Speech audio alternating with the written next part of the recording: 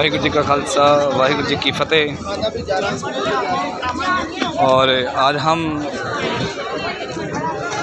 हरमिंदर साहिब, जिसे golden temple भी कहा जाता है, अमृतसर में स्थित। लास्ट बार मैं यहाँ पे 2013 में आया था और तब एक बिल्कुल नॉर्मल था, ऐसा कुछ भी नहीं था और बड़ा प्यारा ही दरबार था, बिल्कुल सिंपल ही, जहाँ से भी जाते थे और वो रास्ता सीधा वहीं पहुँचाता था। इतना घूमना इतना फिरना नहीं होता था। लेकिन 10 साल के बाद जब मैं दरबार आया हूँ तो यहाँ पे बहुत कुछ चेंज हो गया है, बहुत कुछ। मार्केट चेंज हो गई है, नक्शा चेंज कर दिया है, सिस्टम चेंज हो गया है और कई ऐसी इमारतें हैं जिनका भी नक्शा जो है बदल के रख दिया है। और मैं उसी नक्शे की तरफ जा रहा हूँ कि जहाँ का नक्शा कुछ और होता था, आज कुछ और है। 10 साल पहले कुछ और था और अब कुछ और हो गया है।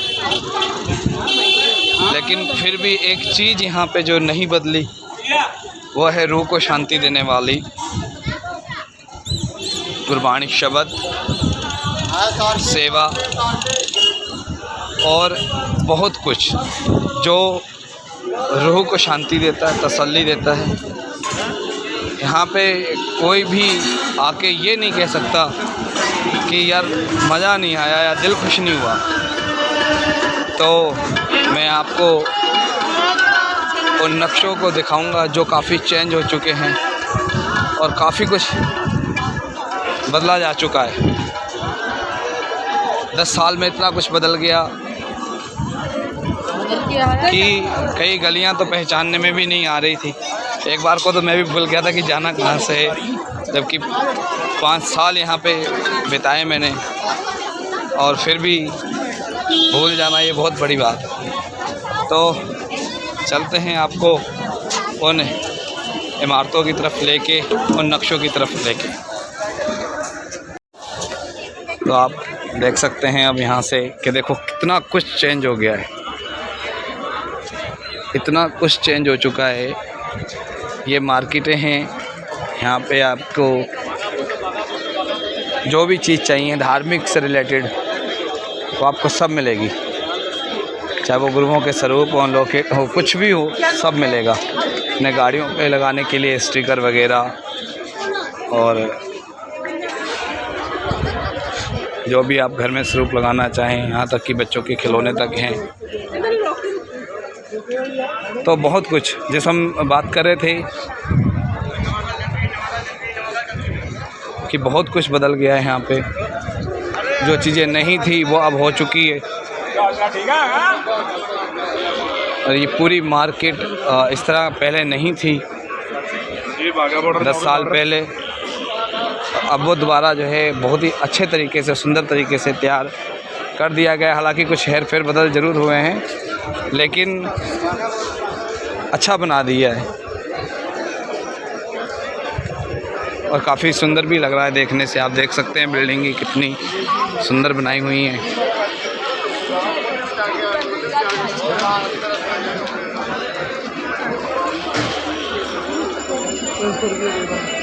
ये सिखों का एक ऐसा स्थान है जहाँ पे हर धर्म के लोग आते हैं, हर जाति के लोग आते हैं।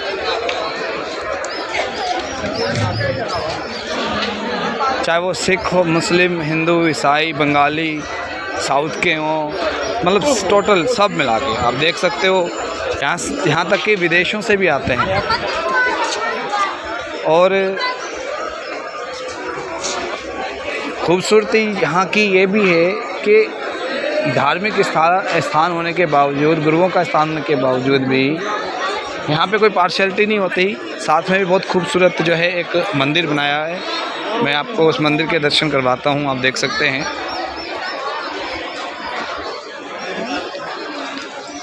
ये एकता की निशानी है कि यहाँ पे किसी तरीके का कोई भेदभाव नहीं।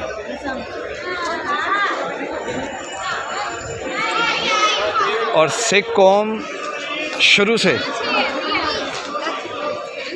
कभी किसी के साथ कोई पार्शलिटी, कोई भेदभाव नहीं करती आई है। वो हर कौम के लिए, हर धर्म के लिए खड़ी रही। बेशक आज सिख धर्म को वैसे लोड़ तो नहीं है किसी की भी, लेकिन कहीं ना कहीं जैसे मैंने पिछली वीडियो में डाला था कि सिखों की नस्लकुशी की जा रही है, खासकर पंजाब में तो बहुत ज़्यादा। तो उस चीज़ को लेके, लेकिन सिख कौम कभी किसी की नस्लकुशी नहीं करती। वो हर धर्म को जो है एक्सेप्ट करती है, हर लोगों को स्वीकार करती है और अपना प्यार, अपना सब कुछ वो निछावर कर देते हैं। उससे लोगों को सेवा प्रति सब कुछ दिखाते हैं अपनी। ये देखो, ये चीज़ पहले नहीं थी, आज से 10 साल पहले। ये जलियांवाला बाग, यहाँ पे जनरल डायर ने बहुत से लोगों को मौत के घाट उतार दिया था, अंदर जाने का रास्ता। पर मैं आपको ये दिखा रहा हूँ कि देखो कितना चेंज आ गया है। आप इमारतें देखो, कितना कुछ बदल गया है इन 10 सालों में।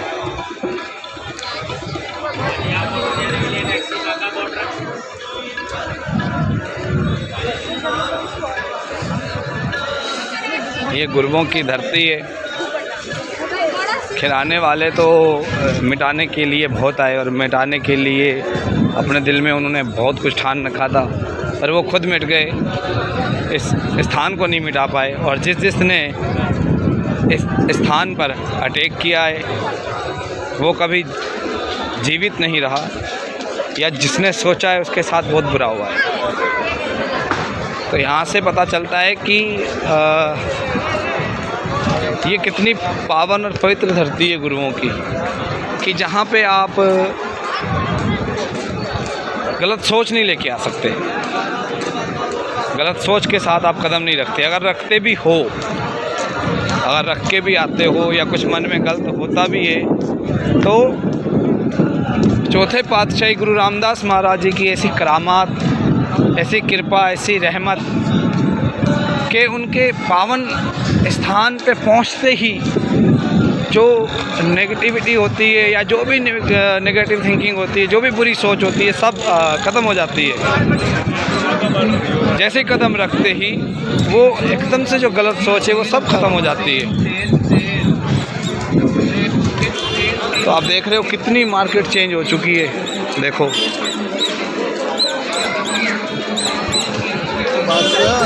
तो ये स्थान ही ऐसा है कि यहाँ पे एकदम से ना, कोई कितना भी पापी बंदा हो, कोई कितना भी गलत विचारों वाला बंदा हो, तो यहाँ पे आके एकदम से उसकी जो है सोच चेंज हो जाती है, बदल जाती है, सेवा भावना में बदल जाती है, गुरबाणी शब्द से जुड़ जाती है, उसकी लेव ध्यान परमात्मा के साथ जुड़ जाता है और बहुत कुछ लेके जाता है वो यहाँ से, बहुत कुछ।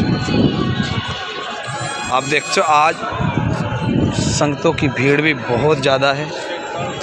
अब ये देखो, ये बिल्कुल भी नहीं था 10 साल पहले, कितना चेंज आया।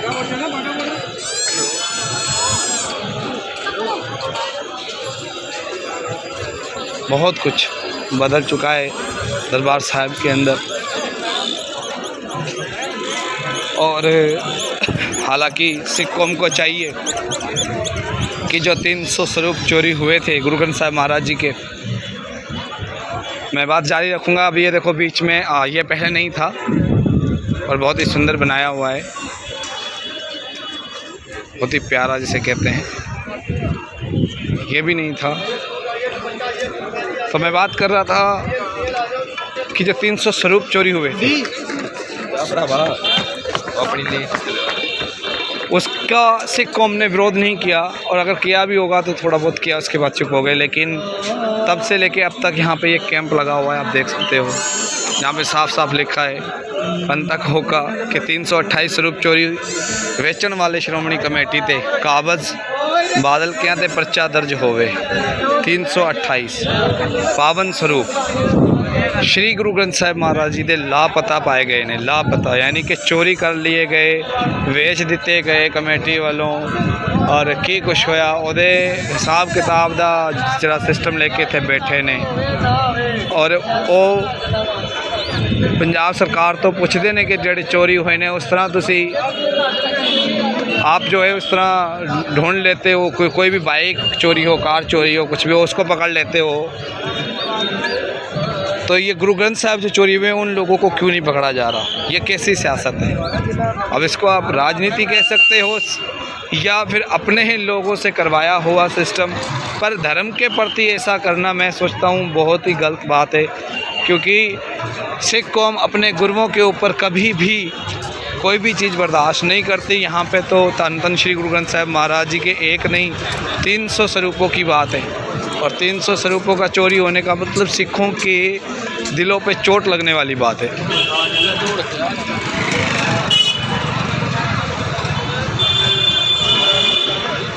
ये यहाँ पे बहुत कुछ बदल चुका है, जिसे कहते हैं बहुत कुछ।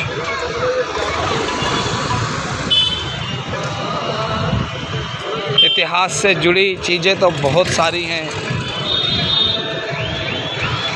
आप देख सकते हो।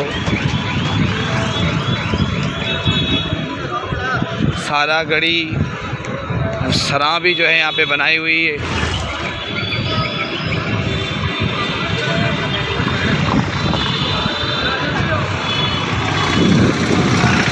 और इन महापुरुषों को तो आप जानते ही हो, जो स्क्रीन पे आप मेरी हंसी से पहचान जाओगे ये कौन है। बाकी मैं कुछ कहना नहीं चाहता इनके बारे में। और बहुत महान हस्ती हैं ये, बहुत महान हस्ती।